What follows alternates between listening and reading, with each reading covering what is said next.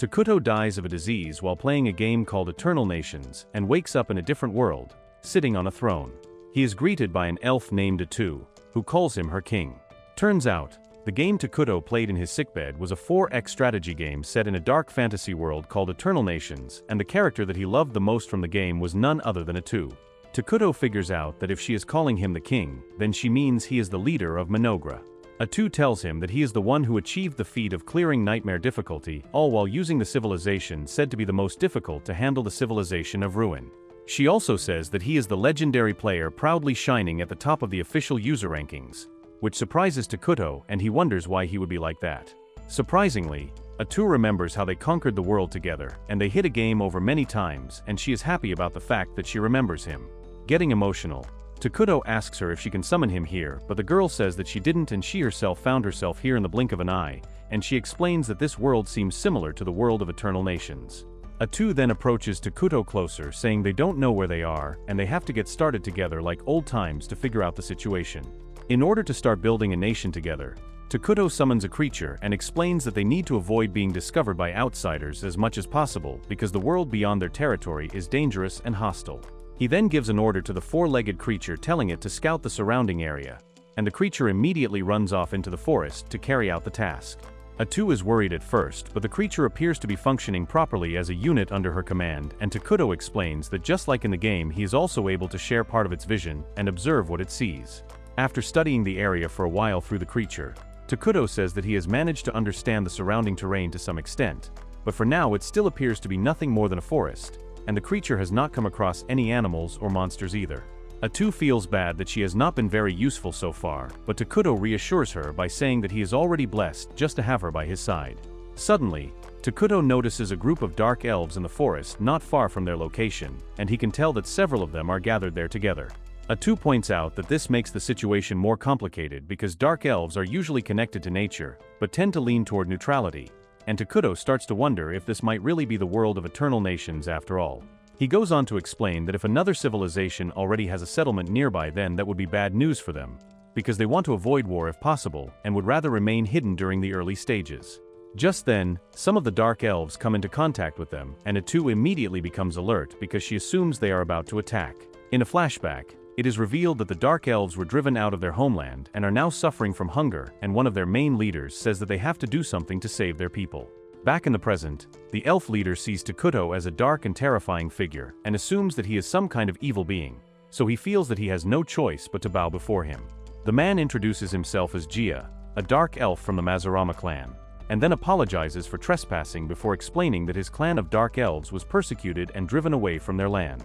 He explains that the persecution against their people was so severe that they ran out of food while fleeing, and because they were trying to shake off their pursuers, they had not been able to stop and secure more supplies.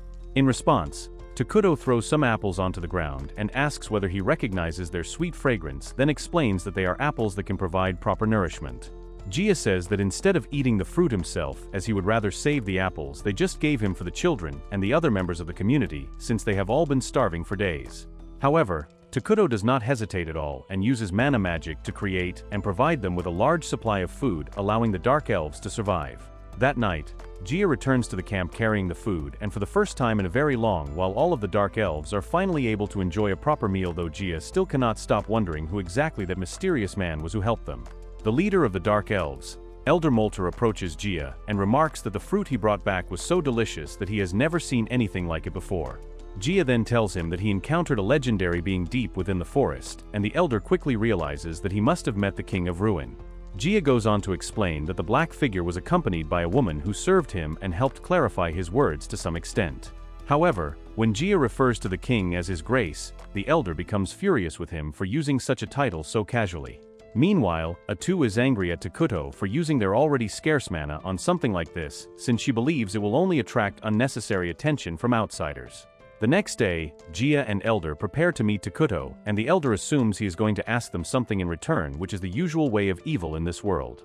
However, they still need the power of the king in order to survive, because if they leave this forest, then they are going to get back to their vagabond life, which is filled with suffering. In the meantime, the creature who overheard everything goes to Takuto to inform him that the dark elves are coming back. Takuto thinks that having people with different ideologies and ways of thinking can lead to conflict, so he would love to have them take the remaining food and leave promptly, but since he's bad at communicating, he wonders if he'll be able to negotiate properly. A2 decides to take the responsibility of negotiation on herself, and Takuto is quiet about it. That night, Gia and the elder meet with Takuto and say that he wants to know the king's name, which surprises A2, but on Takuto's orders she reveals his real name to them, and the elder says he will surely engrave their esteemed names into the souls of their people.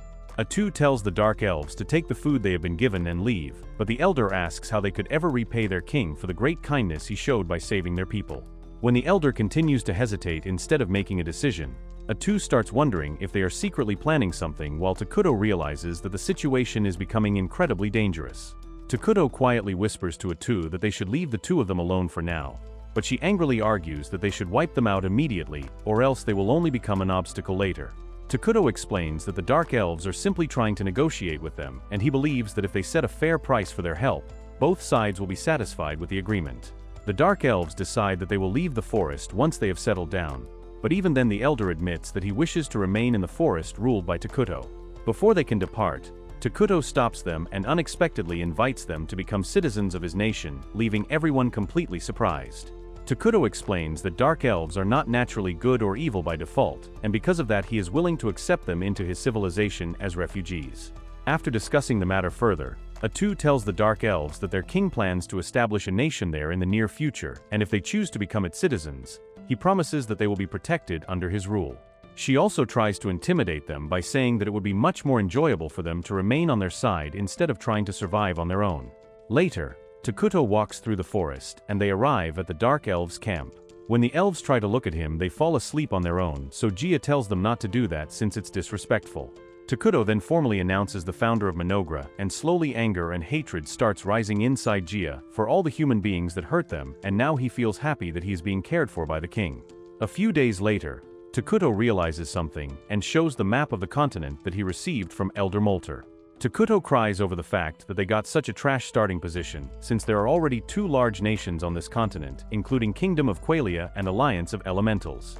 Takuto is also worried about the fact that if they find out about their evil nation at a time like this when they don't have the military strength to oppose these two dominant nations. A2 then tells him that their citizens are fairly stupid, but it's good that their fertility is high and their happiness does not decline easily.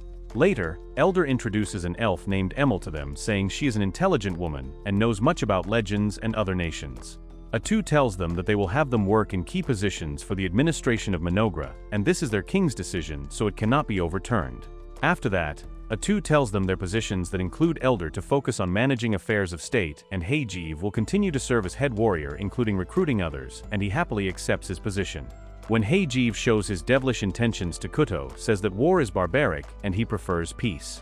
A2 tells the Dark Elves to get as much rest as they need, because once they have recovered they will begin building homes for everyone. The Elder expresses his sincere gratitude for their generosity, although he still secretly holds resentment toward Gia for the things he said earlier. Gia confidently tells everyone that, unlike the old man, he is still full of energy, and the other Dark Elves also declare that they are ready to work hard as well. A2 quietly whispers to Takuto that they all seem to be complete workaholics, so she thinks they should order them to begin gathering resources for the settlement first. Since none of the three of them knows anything about proper reforestation, Takuto and A2 decide to teach them about it, along with military magic, a concept that the Dark Elves have never even heard of before. Emil comments that military magic is also a term she has never heard used in any other nation, and she explains that the world has not even advanced far enough to reach the magical technology level of the 6 major elements. A2 then explains that protecting the environment is an important part of securing long-term resources, which is why reforestation uses the power of the major elements to greatly speed up the growth of plants and trees. Before long, Takuto discovers that he is able to create objects such as coins, which could become very useful in the future. Meanwhile, in the Holy Kingdom of Qualia, a nation located northeast of Minogra, a female saint named Soalina learns that suspicious dark activities are taking place in the western region, and she decides to personally investigate and deal with the situation. After that, Soalina along with her forces are heading somewhere in that snow, and the knights think that the saint possesses a special power. Suddenly, a horde of evil goblins runs towards the group, and Soalina uses her holy powers to destroy the goblins that look like ultimate weapons. The commander then tells the soldiers that this power is part of why their nation is able to stave off evil and maintain a proper relationship. So Alina then asks Cardinal about the matter of their discussion regarding the fact that there's an omen of the apocalypse in the accursed lands, and that they should dispatch paladins to investigate it.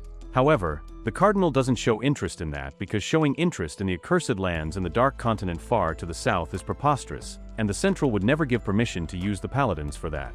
Meanwhile, Atu gets everyone ready for some construction, and Takuto is surprised to see the Dark Elves working quickly to establish this throne and council room. Atu is also excited, thinking they are powerful enough to dominate the land and pierce the heavens. Soon, Emil shows up with a new suit for Takuto, saying all of his national administrators have assembled at his command. Now the meeting for the domestic affairs begins, and Elder asks Atu what building they should start constructing first, and she says that they are going to create a food production facility.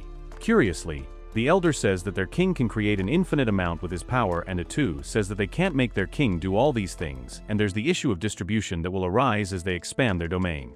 When Atu shows them another creature called Flesh Tree, they are surprised, and this is their civilization's food production facility. Atu explains that it is a special tree that grows mysterious meat with the taste and texture of human flesh, while its large leaves also taste exactly like meat. However, the Elder points out that some people may feel uncomfortable about eating something that resembles human flesh, but Atu replies that they are only planning to grow the trees for now because everyone has different tastes and preferences. She also explains that they will need to build simple huts for shelter, along with a storage building where they can safely stockpile food and other supplies. Next, Atu begins talking about the importance of acquiring advanced technology, explaining that because they are still a small nation, their highest priority should be developing magic technology. Hearing this makes Takuto excited, and the Elder also becomes interested in the subject, even asking Atu what type of magic they plan to research. She explains that they will focus on military magic because ordinary magic is only powerful enough to attack a few dozen people at most. In contrast, military magic can be used on a much larger scale and is capable of striking many targets at once, leaving the Elders amazed that such incredible magic could even exist. Atu then explains that they will need to choose a few people who are especially talented in magic to carry out the research, and the Elders become highly motivated after hearing her plans. Finally, the discussion shifts to military development, where Takuto suggests that they should create a hero, and Atu becomes excited because maintaining a hero requires very little upkeep. Curious about what she says, Gia asks Atu to explain more about the heroes. She tells him that in Minogra, several heroes serve directly under their king. Every one of them is incredibly powerful and possesses unique abilities, but despite their strength they are all monsters who are a little crazy in their own way. The following day, Verdel walks over to Lonius and notices that he is carrying a wedding ring as a protective charm. Lonius explains that they will be traveling for the next few days, and Verdel jokingly tells him that if he starts saying his wife's and child's names in his sleep, he is going to tease him about it. Verdel then explains that only a small and poorly prepared force is available because of a revelation from the saint. Since they are the only paladins assigned to the mission, they have to make up for their lack of manpower by hiring mercenaries. Lonius realizes that even though Verdel always acts cheerful and jokes around, he is still a very important member of the mission because his experience greatly increases the investigation team's chances of surviving whatever they encounter. Meanwhile, Takuto and Atu are surprised to see how quickly their civilization is growing.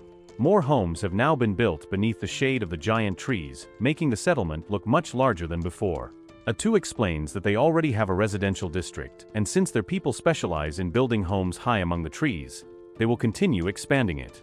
However, because they are currently focusing most of their resources on growing the flesh trees, they have not been able to make much progress on improving their houses yet. Verdel and Lonius continue traveling toward the accursed lands, and Verdel is surprised that Lonius manages to gather such a large group of mercenaries. Lonius explains that most mercenaries are already staying in the north because barbarians suddenly appear in the northern province of the Holy Kingdom of Qualia and begin raiding villages. One of the mercenaries also mentions that no one even wants to go there anymore because a witch is going around killing people, and that news surprises Lonius. Later, the group stops at a restaurant to have a few drinks while discussing everything that is happening. During the conversation, Verdel explains that their faith allows them to be temporarily free from their sacred duties to their families, but it is never meant to give them permission to drink alcohol. After that, one of the mercenaries asks the knights if they are really heading north on a mission involving the witch. However, Verdel tells him not to worry because they already have an idea of what is actually happening, and he explains that it most likely has something to do with the dark elves who escaped to that area. Lonius believes that if the enemies truly gain power, while hiding they will eventually turn their blades against them.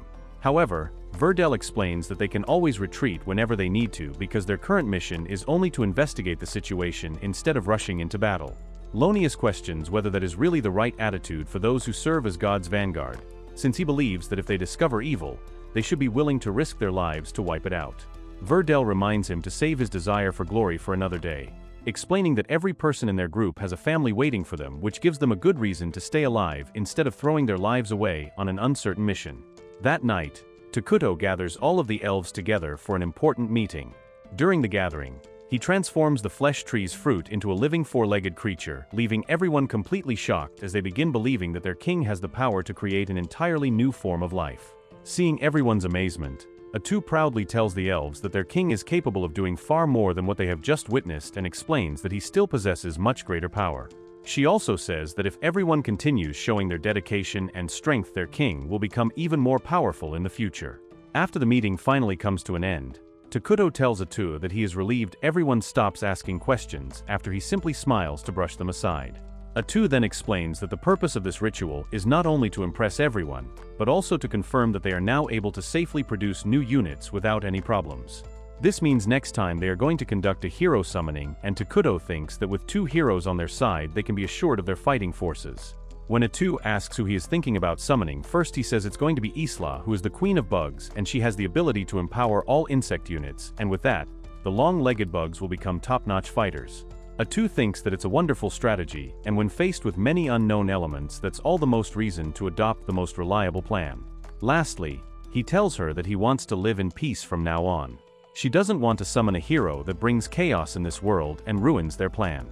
On the other hand, Lonius' crew is being attacked by a large creature, and Verdel decides to fight since they don't have time to waste anymore. During the fight, Verdel uses his special powers to dismiss the enemy's attack, and it is said that Holy Knights granted divine powers might have their physical abilities enhanced, and the power to eradicate evil fills their bodies. Verdel uses the exact same power to completely slash the enemy in pieces, and mercenaries are all visibly stunned by his incredible power. Back in the forest, Takuto tries to eat a hamburger, but gets stopped by Atu, who suggests he should eat something that's finer quality. However, Takuto says that he is sick of eating all those healthy meals because he did that when he was hospitalized, so now he just wants to have the best time of his life. Takuto quickly remembers something and tells her to summon Molter and the others once they are done eating because he wants to look after the forest after he saw everything through the four-legged creature. Atu figures out that he must be talking about an abandoned city that's near that area, and Atu is worried that others might get aware of their existence. Suddenly, Takuto realizes that there's an armed band approaching the forest, and he tells Atu to turn them away as peacefully as possible. Verdel and his group who are entering the forest find Atu wearing black attire that is covering her face and asks her what she is doing in these accursed lands. Atu tells them that she is a dark elf who fled into these woods to survive, and explains that she is simply living alongside her brethren who faced similar circumstances. When Lonius tries to speak, Verdel furiously tells him to stay quiet since he is talking to the girl right now, and Lonius wonders if that really warrants such a rebuke. Verdel then tells Atu that they can't exactly head back home just because she doesn't like it, so they have to enter that forest no matter what.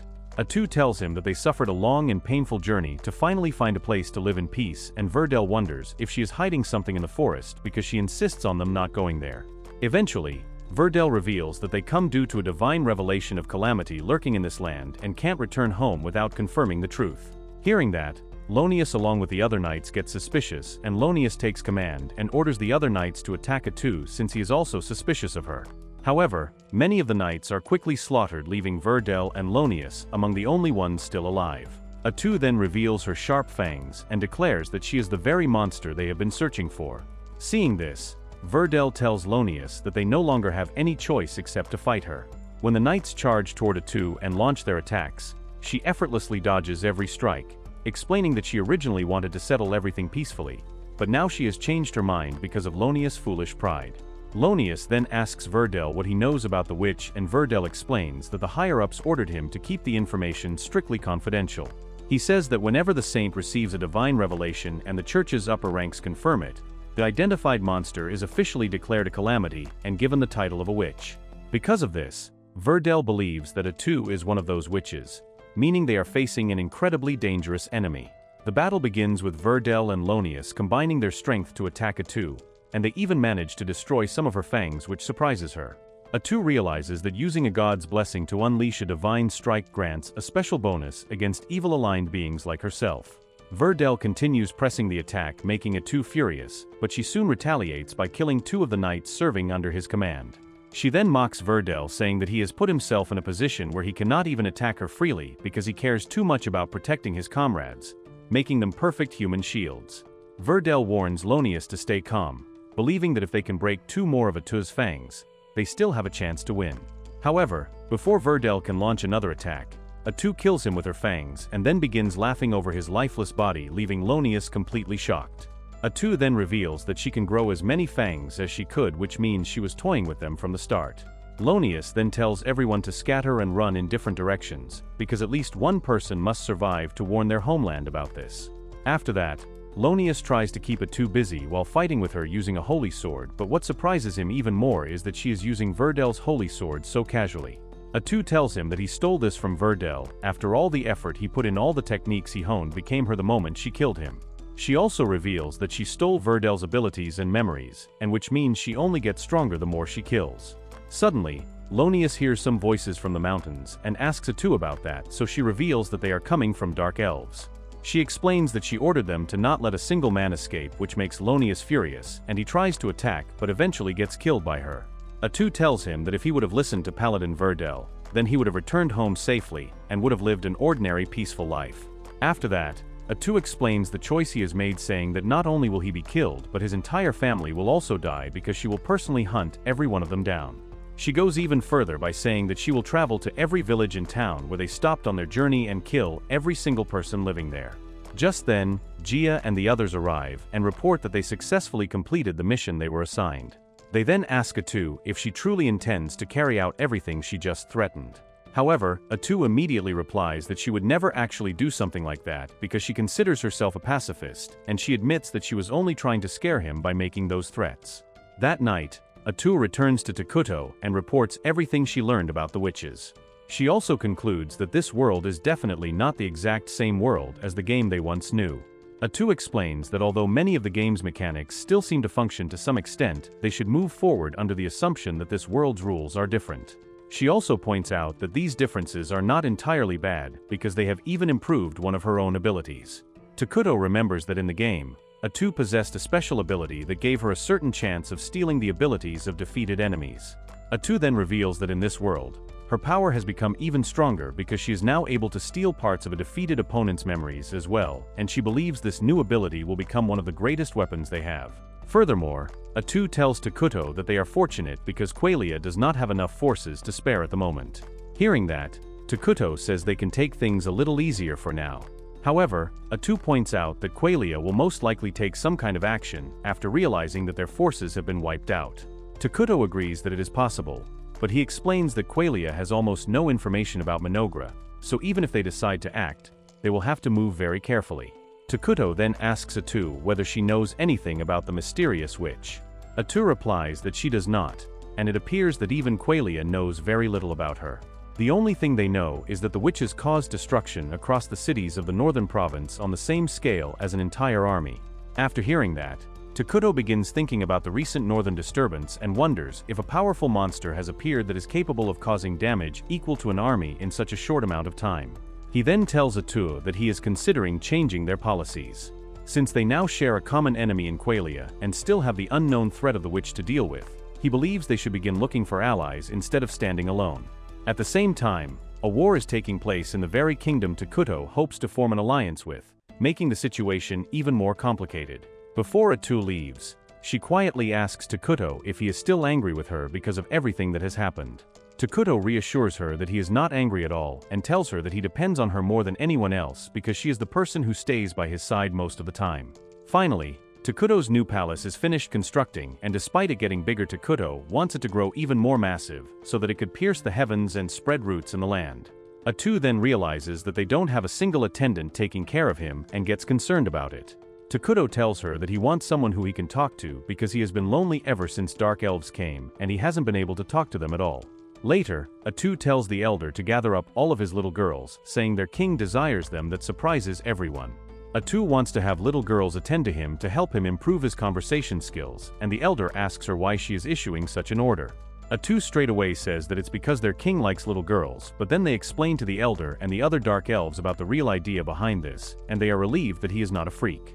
A2 says that they are still short on hands at the moment, and their king needs help to take care of one's daily needs. Gia asks if a short male child would work as well in this situation, but Takuto replies that he will have them study for their future as well, and he would like to see more opportunities for women to excel. When the elder brings children to Takuto, they would just start crying after seeing a sight of him, so A2 furiously tells them to bring a child who won't cry. The elder tells them that there is a pair of twin girls who have no family left, but he believes they are not the right choice to become attendants for their king. Soon after that, Gia brings the twins, Kuria and Maria, and A2 notices the scars on Kuria's arm. She gets curious and asks how she got them. Kuria explains that the scars came from a disease and says that she deserved them. The elder then explains that the wounds were caused by a plague, and even though Kuria recovers from it, the scars never disappear. Wanting to know more, A2 asks Kuria what happened to her older sister, and Kuria explains that people treat her sister cruelly, saying it is as if she ate their own mother. Hearing that, Takuto remembers that the twins travel a long distance after being driven out of their home, and because of that they go through terrible starvation. After that, Maria and Takuto have a normal conversation which surprises A2, and she tells them that from now on the twins are going to take care of Takuto. Before leaving, the elder tells Takuto that the two girls have not cried even once since they lost their mother, showing that their hearts are still closed off, and he asks Takuto to watch over them with patience and mercy. Later, they hold a meeting to plan further development of the city, and Emil informs everyone that now that they have completed the palace, they have some labor to spare. She explains that their supply of lumber remains steady and they can start work on a new facility, and A2 asks Takuto if they should proceed with the next building they discussed in the last meeting. She then tells Emil to start the construction of the clinic next, which prioritizes the health and safety of their citizens.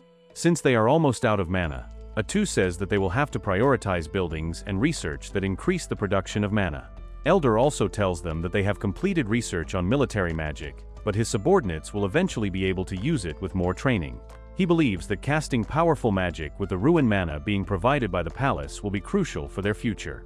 Moving forward, Gia reports that they have a total of 5 new long-legged bugs added to their forces, and they are primarily out surveying the uncharted territory surrounding the accursed lands. A2 tells him not to worry about anything since she is good at defending their place, and they officially decided to produce a new hero as well. Takuto then says that he is planning to summon Isla, the Queen of Bugs, and A2 asks Elder if they gathered the resources, and he replies that they have already secured enough lumber and rations for it, and they finish transporting them to the ritual site. When the meeting ends, Maria runs into Takuto and drops the document on the floor. When Kuria tries to help, they mistakenly tear apart the document. Takuto forgives them and walks away. That makes Maria curious, and she asks him if he is evil. However, Takuto tells her that his alignment is evil, but Maria asks him why isn't he killing them, and he explains that a good person is only allowed to do what's right while they can't hurt others or steal things from others either. He also says that the bad people can do good things, and they can do bad things too because they are selfish and free. Takuto realizes that they can't forgive themselves for surviving due to their mother's death, so they are seeking salvation through death, and they thought that if they did things to anger their king then he would kill them as punishment. Takuto then explains to them that they are here because someone did what they had for her to survive, until the girl says that it hurts and makes their life miserable. Later, A2 informs Takuto about a nearby town called Dragontan, which is built around a mine containing dragon veins, and a neighboring city called Fonkaven, both located in the eastern country. Takuto thinks that if they are under attack, then there is a chance they are generating refugees. A2 says that they are dispatching diplomats to the neutral nation of Forngon, that would be A2 and the others. During the face-off, the other nation's people are stunned to see A2 and the others having a thick aura of darkness around them. The leader of the army then notices one of her soldiers shivering from fear and thinks that the other people's beastman instincts are strong. Before A2 could show them her fangs, a young mage named Pepe steps forward to help negotiate the deal easily. On their way, Pepe tells A2 that they actually went through many adventures on their way here and continues to talk non-stop that even annoys A2. A2 then asks the leader if she is fine about leaving her soldiers back, and she replies that this miasma is a bit too harsh for her soldiers. When they meet Takuto, both of them are completely shocked because they can't get a full measure of him because it's like he's darkness itself. In a flashback, Pepe and Lady AniCapped are fighting with a massive beast, and once they defeat it, AniCapped tells Pepe they are about to head to the accursed lands. She explains that they receive signs that the apocalypse is coming from that area, so the elders send them there to investigate what is happening. Back in the present, AniCapped thinks that if she had simply ignored the elders' orders and left Pepe behind, She would never have brought the young child into such a dangerous place. To her surprise, Pepe suddenly asks the king if they can become friends, catching Takuto completely off guard. Even so, Takuto agrees to become his friend, and Atu is also delighted because it means the king has made his very first friend in this world. Later, Atu invites AniCapped and Pepe to stay for dinner, saying that the nation of Manogra is well known for its special drink. AniCapped is surprised when she tastes it and realizes that the drink is actually apple juice. She is even more impressed by the high-quality glass it is served in, because she has never seen craftsmanship like that before. While everyone eats together, Pepe keeps talking happily with everyone at the table, and Takuto notices that the boy's social skills are surprisingly good, showing that he has already started fitting in with everyone around him. Seeing this, Takuto feels a little guilty for acting cold toward them earlier, and realizes that he also needs to act friendlier to show that they have no hostile intentions. Wanting to build a better relationship, Takuto invites Pepe to play a game with him. He ends up enjoying their time together so much that when Pepe later asks if they can sell them a few things, Takuto agrees.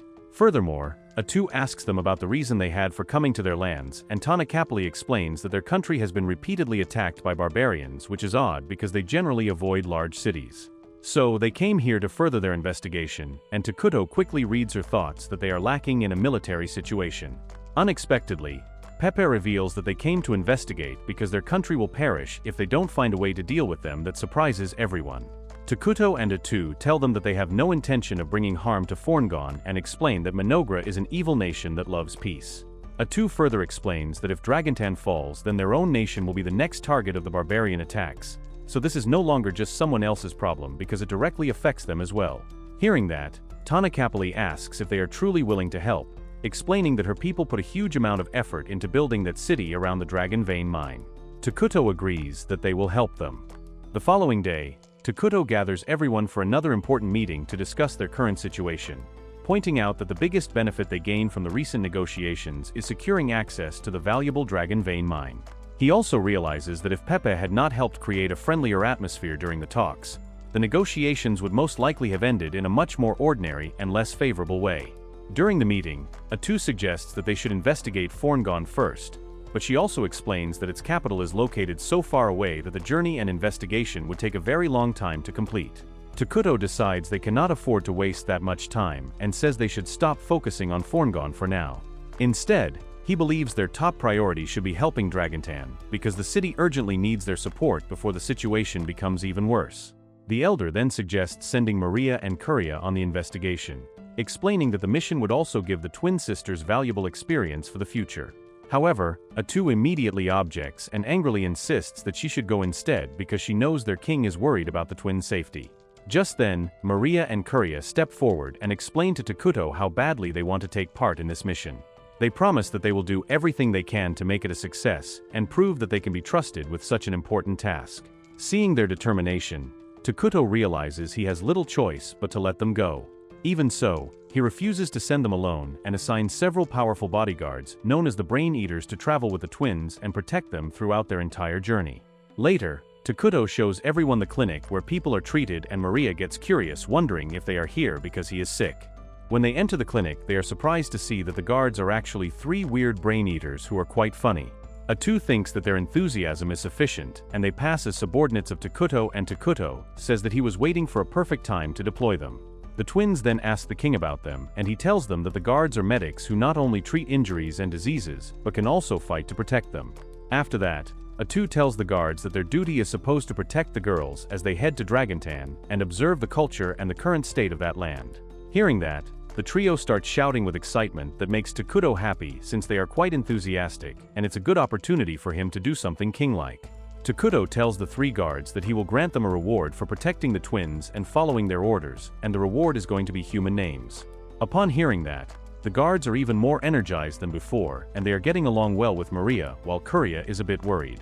In Dragontan, the city's mayor gets frustrated with her job because she can't work with the forces of darkness to protect the city. Just then, a girl enters her office and informs her that there are guests waiting for her, but this makes her even more furious, and she tells her to get lost. As soon as the mayor learns that they are emissaries from Manogra, her attitude completely changes, and she warmly tells everyone to bring the guests inside right away. The mayor then introduces herself as Aunt Elise Antic to the twin girls and the guards traveling with them, but when the twins show almost no reaction or interest, She starts panicking and wonders why the staff holders would ever choose to work together with creatures like these.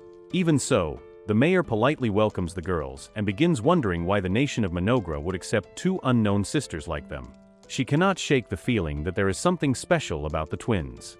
A moment later, she remembers Tanakapali once telling her about a pair of sisters named Elfer, whom the king is personally teaching so they can become the future leaders of the nation. Realizing who they might be, the mayor becomes even more nervous and worries that if she has made even the smallest mistake while dealing with them, it could turn into a serious problem. She quickly asks what brings them to her city. One of the brain eaters explains that they are visiting because the sisters are still students who have come to learn about everyday life in another nation, adding that this visit could become the first step toward building a smooth relationship and friendly exchanges between the two nations in the future.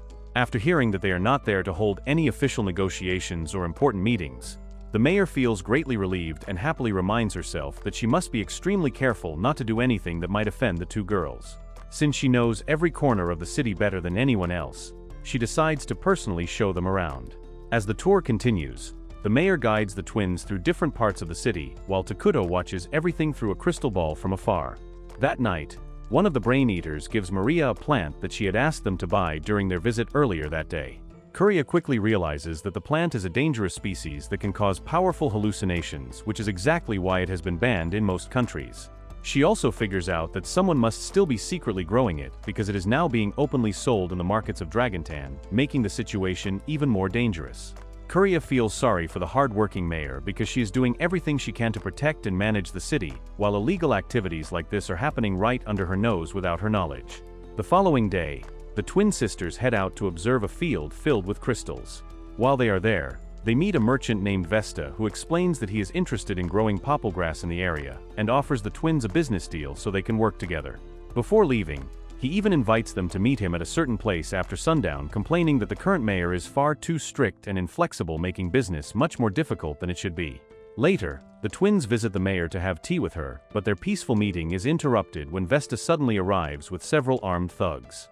He immediately asks the twins whether they have decided to accept his offer. Hearing this, the mayor is shocked and begins thinking that if the forces of darkness ever join hands with criminals like Vesta, then the future of the city will be completely ruined. To Vesta's surprise, Kuria calmly rejects his proposal without any hesitation, and one of the brain eaters immediately steps forward to protect the twins.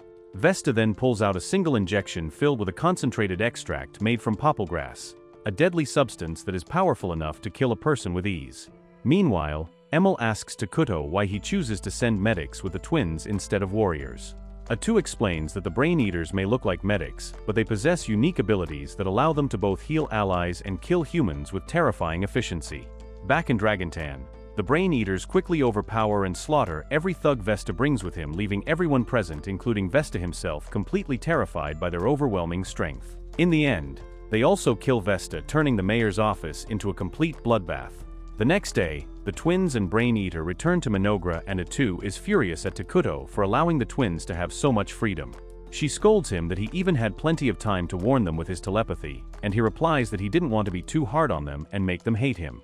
Atu then takes out her anger on the twins after hearing they skinned a person before their mayor's eyes. Takuto then accepts that the Brain Eaters were a bad influence on them, but Atu says that it was the girls who gave them the orders to do something like that. Atu then makes them write their reflection statements and not move from the spots until they finish that. When they are done, Atu starts a meeting regarding what to do about Dragontan, and Elder reads the investigation report that the twins wrote, thinking the city is still unsettled. Dragontan lack the resources to maintain order, and crime is on the rise as well, so they would likely face some manner of disturbance sooner or later. According to the report, they are facing goblins, orcs, and occasionally hill giants, and Gia thinks that losses are unavoidable against hill giants. Gia also says that they should do something about it, or else Dragontan is going to fall soon, and Emil also agrees with him except for the fact that they shouldn't split up their forces. Atu then reveals that she is also going to join in this mission, and because of her steal skill ability, she might be able to steal some useful skills even from barbarians. Takuto then reveals that they are going to make the hero Isla the cornerstone of their entire defense plan. Everyone is surprised by the decision, because they believe this is the perfect chance to show the true strength of their nation. As the meeting continues, Takuto realizes that allowing the Dark Elves to take part in the discussion is the right decision, because he no longer has to carry the burden of thinking through every problem by himself like he did before. After all the planning is finished, He thanks everyone for their hard work and notices that ending the meeting with a few encouraging words greatly raises everyone's motivation. Unlike the game he used to play, he realizes that in the real world, one of a leader's most important jobs is to inspire others and bring out their full potential. After that, everyone heads to the summoning grounds to call forth the insect queen, Isla. Before the ritual begins, Atu tells Takuto that Isla is the very first hero they are summoning since arriving in this world, so she has no way of knowing what will happen. Even so, she promises that if Isla tries to rebel against him for any reason, she will protect Takuto with her own life. Takuto then begins the summoning ritual, and as soon as Isla appears, she lets out a loud shout while landing on the ground. She immediately kneels and bows her head before Takuto quickly recognizes him the moment she sees him.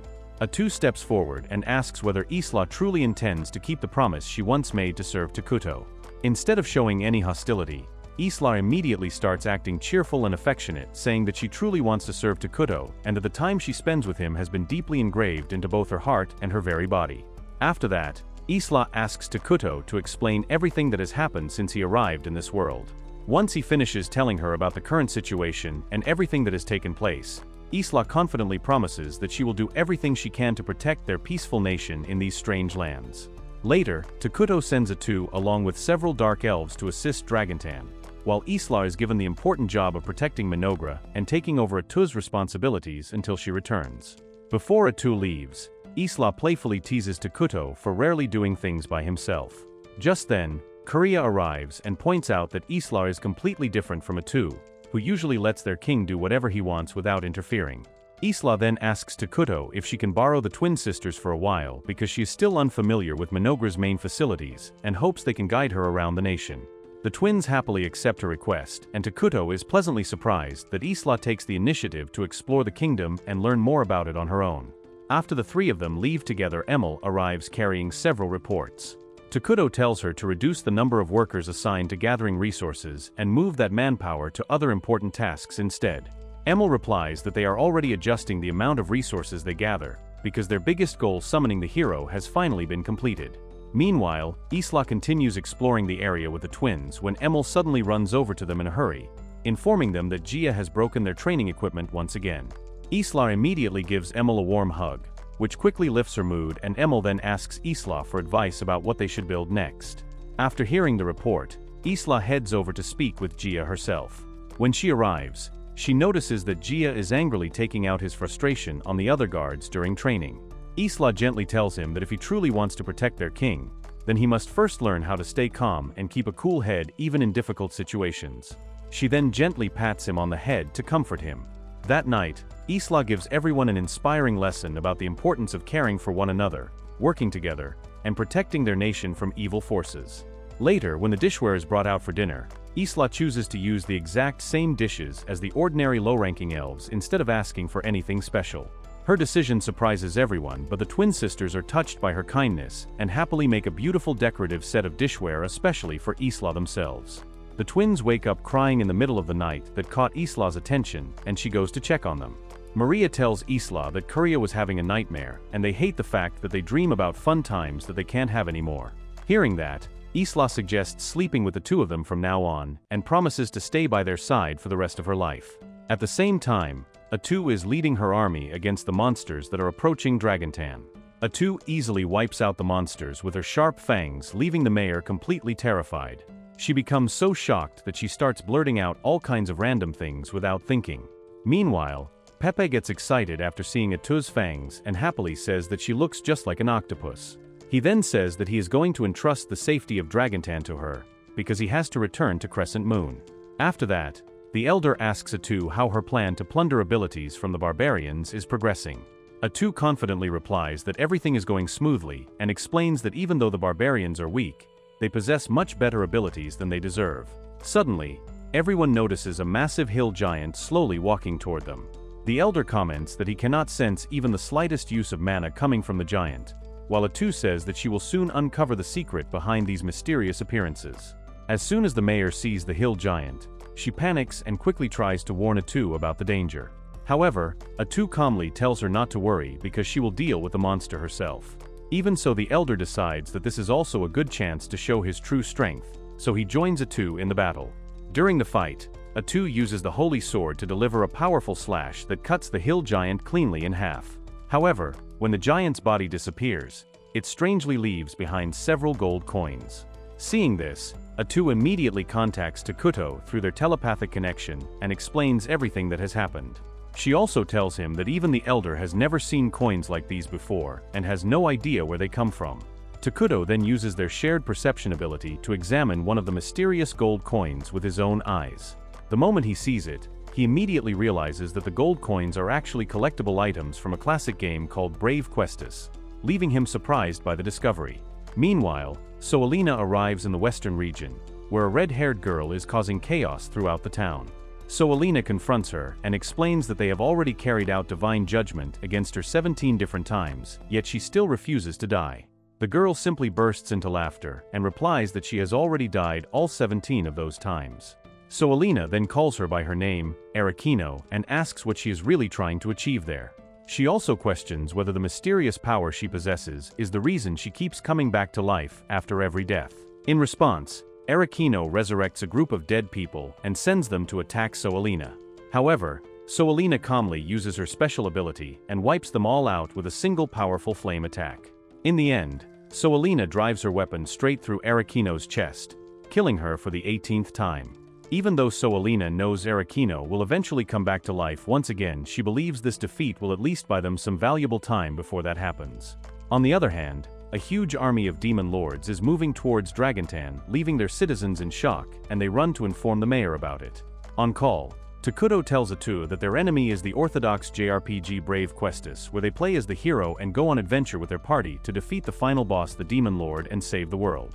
Takuto knows that the reason the monsters suddenly appeared was because there's no warning for the random encounters with enemies in Brave Questus, and they took advantage of that.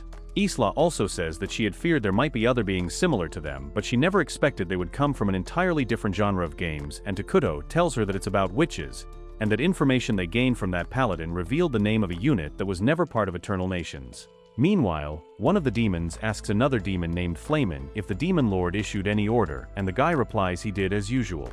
Ice Rock then asks Flamin about their ambitions for the world they came from, and Flamin replies that none of that matters now since their priority right now is carrying out the Demon Lord's orders. After that, the demon army charges toward the city and begins its attack, but before they can reach the walls they suddenly become trapped inside a massive magical spell. The demons are left wondering how anyone could possibly create such a huge spell. Ice Rock quickly notices something strange as the battle continues. The orcs and goblins fighting alongside them begin to suffer under the spell's effects, while pure demons like himself actually grow stronger instead. Just then, Atu appears before the entire army in her special form. To Ice Rock's surprise, she repeatedly calls him by his name, leaving him completely confused as he asks how she even knows who he is. Atu calmly reveals that she comes from the 4X strategy game Eternal Nations, and then boldly declares that she is going to slaughter every one of them on the battlefield. Inside the city, the mayor orders everyone to evacuate immediately before the fighting reaches them. However, the Elder stops her and confidently says that they will handle the entire situation themselves. He explains that Atu is going to wipe out every demon on the battlefield and personally take the head of the enemy's general, because an army without its commander is nothing more than a disorganized group that is completely useless without its master leading it. As the battle continues, Atu unleashes devastating attacks that wipe out large numbers of demons at once, and every defeated demon leaves behind mysterious gold coins. It is then revealed that Takuto had already explained the reason behind this. While battles in ordinary RPGs usually involve only small parties of fighters, combat in their 4X strategy game takes place on the scale of entire armies, meaning a single unit's attack is designed to strike the enemy force as a whole, rather than just one individual opponent. Ice Rock then gets furious at Atu, saying she should be bowing before their demon lord and join them in spreading his reign to the world. However, Atu makes fun of him, calling him a mid-tier boss that no one cares about in a video game, and even thinks that he must have been defeated over and over again. Hearing that, Ice Rock loses his cool and continues to attack Atu, who mentally tortures him, but he says that he is the one who crushes all who oppose their great and mighty ruler. Eventually, Ice Rock wounds Atu, but she kills him with a surprise attack and gains his power.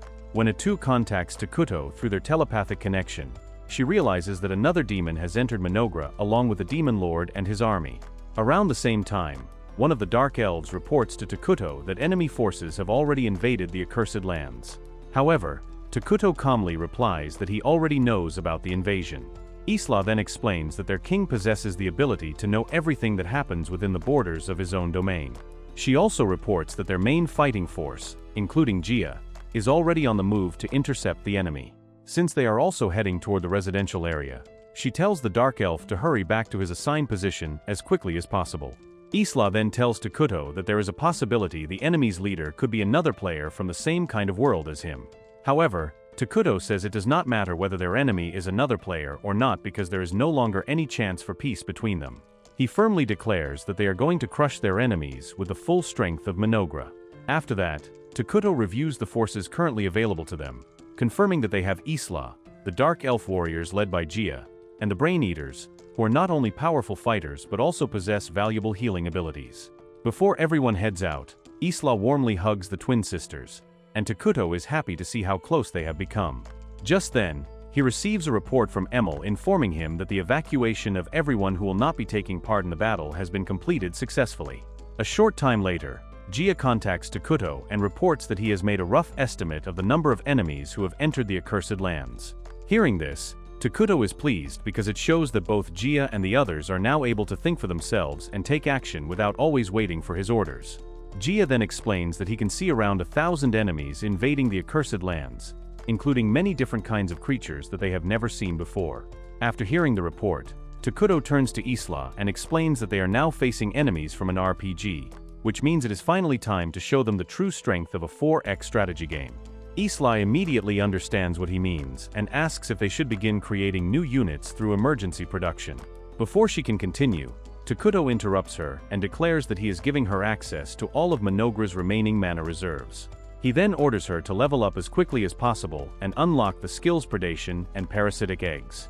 Takuto explains that, based on everything they learned during the battle at Dragontan, he already has a good understanding of the enemy's overall strength. Because of that, he believes that even if one of the enemy's 4 generals appears on the battlefield, Isla will be more than powerful enough to defeat them now.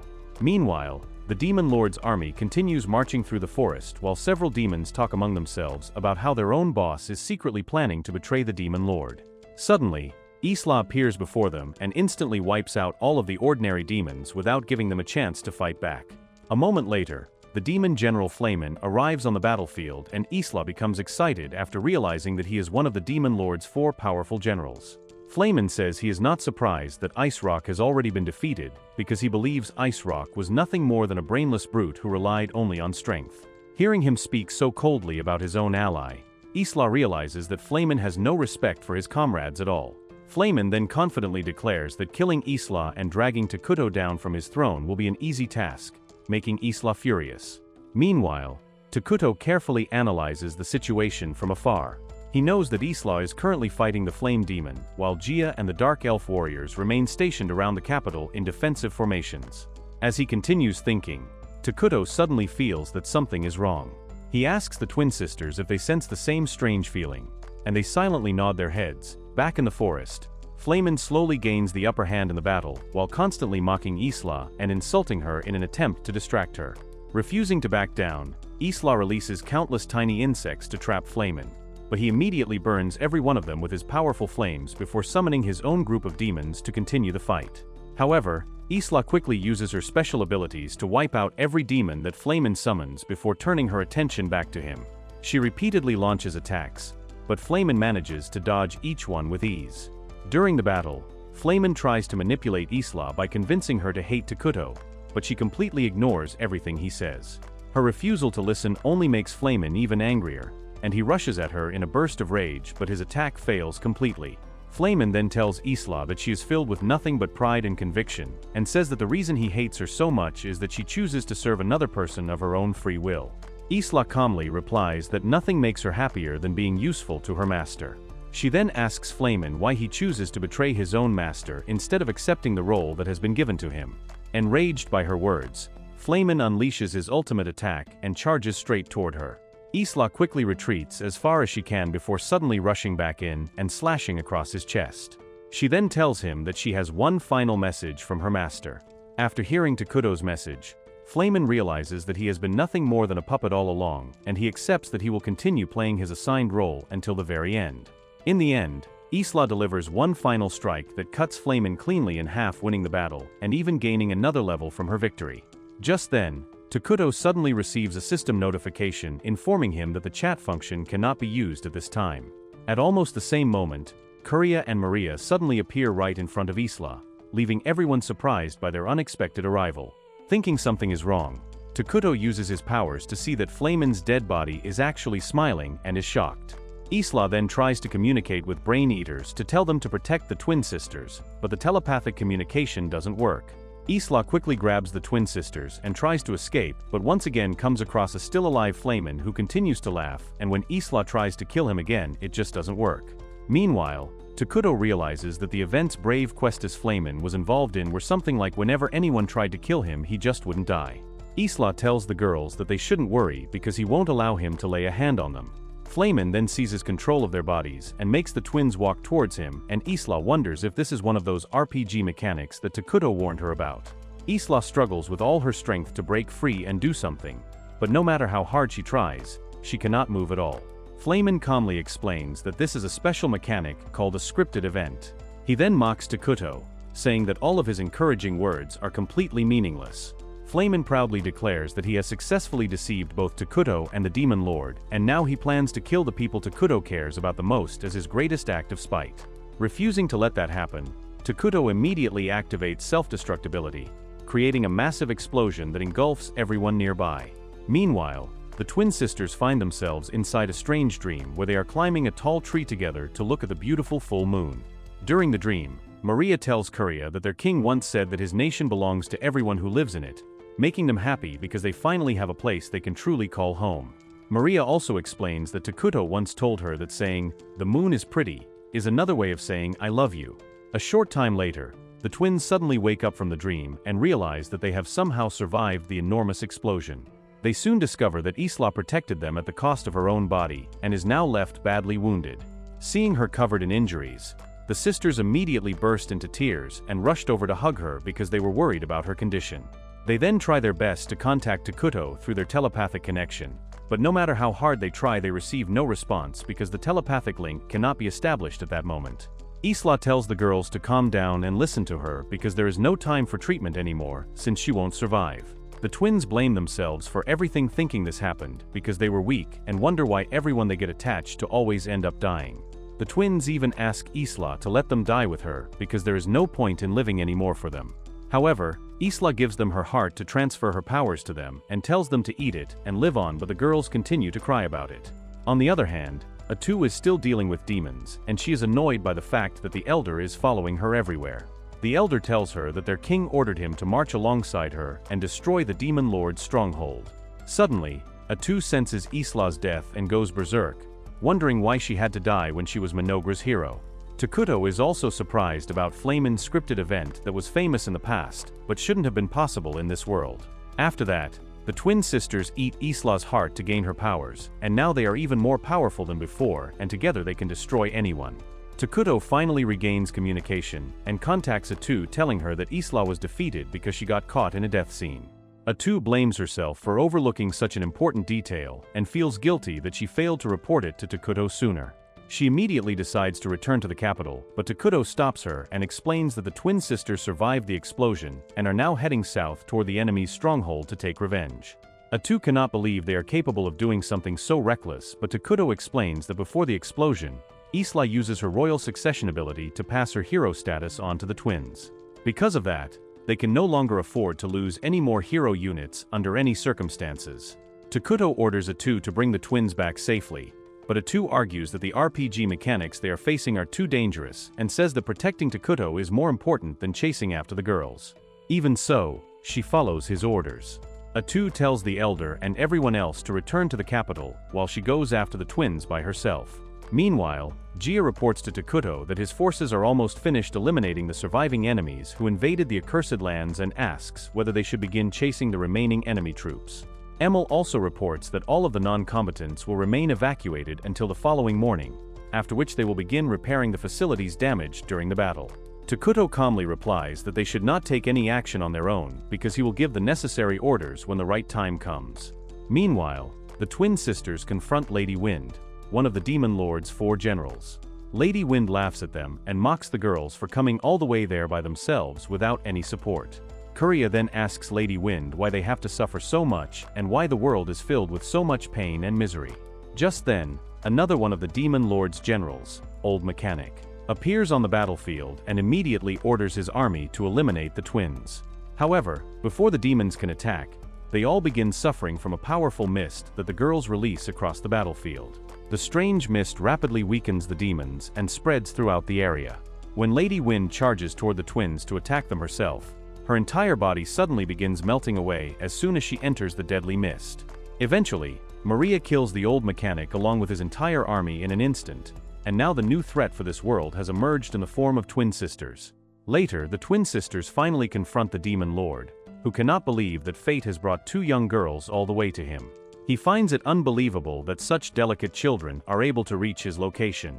Even so, he decides that he must kill both of them because once he destroys everything in this world and offers it up as a sacrifice, he will finally gain his freedom. He reveals that this is the agreement he once made with God. Before the battle begins, the Demon Lord asks the twins whether they believe in the existence of God, but the girls firmly deny it. He then creates a powerful dark barrier around himself, believing it will keep him completely safe. However, the twins use their new powers to shatter the barrier, shocking the Demon Lord. He explains that his dark barrier is supposed to block every physical and magical attack and can only be broken by a hero. Since he was promised that no hero existed in this world, he cannot understand how the barrier was destroyed. Realizing he can no longer hold back, the Demon Lord transforms into his true monstrous form and says that many of the restrictions he once had inside the game no longer exist in this world. Because of that, he sees no reason to fight in separate stages like he used to. As the battle begins, the twins rush straight toward him and launch a relentless assault. They successfully deal massive damage while also disabling many of his attacks, preventing him from using his full power. During the fight, the twins begin laughing and declare that gods do not exist anywhere. They tell the Demon Lord that if he keeps believing someone will come to save him, the only thing waiting for him is even greater suffering. Refusing to give up, the Demon Lord uses his incredible willpower to heal his wounds and confidently declares that God is still watching over him. However, before he can continue fighting, a mysterious young man with extraordinary strength suddenly appears and kills the Demon Lord in a single attack. Instead of feeling grateful, the twins become furious that someone interrupts their battle and angrily ask the young man whether he interferes because he has some hidden objective of his own. The young man calmly tells them to stop fighting, explaining that with the power they currently possess, they will never be able to defeat him. However, the twins think there is something strange about him and feel that he is lying to them. Refusing to believe his words, they immediately try to attack him, but Atu suddenly steps in and stops them by using her freezing ability. Atu firmly tells the twins that their king has ordered everyone to return at once. Even so, the girls refuse to obey and try to fight against Atu because they believe defeating the enemy is the only way they can avenge their mother. At that moment, the twins remember the words Takuto once told them. He said that they are free to make their own choices, that they never have to ask for permission or forgiveness to do what they believe is right, and that as long as they live in a way that would make their mother proud, he will always praise and support them. Remembering those words helps the twins calm down, and they finally regain their composure before sincerely apologizing to Atu for the way they acted. Atu accepts their apology and tells them that she will pretend their emotional outburst never happened as long as they follow their king's orders from now on. Just then, Atu notices the same mysterious young man quietly escaping from the area and wonders why he is wearing a student's uniform. Meanwhile, Takuto thinks about how the mechanics of a 4x strategy game somehow become real in this world. He had always believed those abilities were a special advantage that only he possessed, but after everything that had happened, he realized they were now facing an enemy who possessed a completely different kind of cheat ability. Meanwhile, the young man expresses fear of his experience before meeting a girl who becomes his partner, and the young man says that he hates God for sending him to this world. At the same time, Soalina confronts the revived Arakino for the 18th time, and this time she is determined to kill her once and for all. Soalina thinks about how she has already tried every possible method to end Arakino's life, yet she always comes back as if nothing ever happened. Meanwhile, Takuto is overwhelmed with frustration inside his home as he realizes that he now has to fight enemies who use completely different game mechanics. He also understands that if his side performs the same way again, they could be completely wiped out in the next battle. Takuto blames himself for losing Isla and feels that he has also betrayed the trust the twin sisters placed in him. Later, Takuto unexpectedly discovers that he now possesses superhuman strength, and this realization helps him regain his confidence. During their next meeting, Atu requests that the Elfer sisters be punished for disobeying direct orders. However, Takuto decides not to punish them at all, which surprises even Atu. Instead, Takuto apologizes to everyone, admitting that everything that happened is the result of his own arrogance and carelessness. He also promises that he will find a way to bring Isla back to life. Atu reminds him that resurrecting one of their heroes is impossible under their current circumstances, but Takuto refuses to give up. He then explains the concept of Ascension Victory, a special victory condition where a civilization rises to a higher plane of existence. Takuto believes that if this world truly follows the mechanics of eternal nations, then he will achieve that victory no matter what it takes. That night, Takuto thinks that if they are going to reach an Ascension Victory, he will have to personally manage every detail of his unit's actions instead of leaving important decisions to others. While thinking about his next move, he uses his vision ability and notices that all of the Dark Elves have gathered together in one place. He soon realizes that the twin sisters have created a memorial for Isla so that she can continue watching over the future of their nation even after her death. Seeing the memorial, the elder quietly wonders whether they will truly be able to achieve the future their king hopes for. Gia also comments that Takuto has become far more frightening than he was the first time they met, remembering how different he seems now. The following morning, Atu wakes up looking exhausted and miserable because she spent the entire night shutting herself away after being unable to find the right words to say to Takuto the day before. Meanwhile, Takuto regrets the way he has been acting, but he decides to keep moving forward toward his goal. This time, he plans to achieve it with the help of Atu and the twin sisters by his side. How long do you think it will take for Takuto to achieve the Ascension Victory and bring Isla back to life? Comment Minogra if you'd like a part 2 of this series. Make sure to like and subscribe the channel for more amazing anime recaps.